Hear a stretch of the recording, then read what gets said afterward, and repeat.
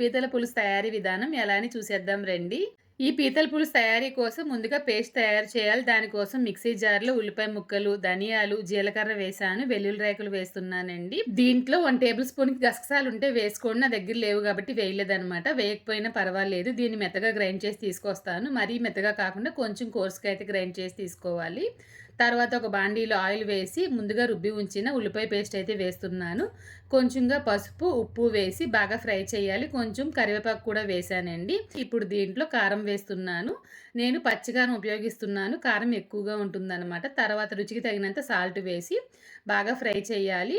బాగా వేగిన తర్వాత ఇప్పుడు దీంట్లో ముందుగా శుభ్రం చేసి ఉంచిన 1 కిలో పీతలైతే వేస్తున్నాను. బాగా కలిపిన తర్వాత మూత పెట్టి తక్కువ మంటలో ఒక 5 నిమిషాలు అలా వదిలేసాను. తర్వాత మూత తీసి చింతపండు రసం వేస్తున్నాను. పులుపు తగ్గట్లుగా వాటర్ అడ్జస్ట్ చేసి వేసిన తర్వాత బాగా కలిపి మూత పెట్టి తక్కువ మంటల్లో 8-10 నిమిషాలు ఉడికించాలండి. అంతేనండి, ఎంతో టేస్టీగా ఉండే పీతల పులుసు తయారైపోయింది.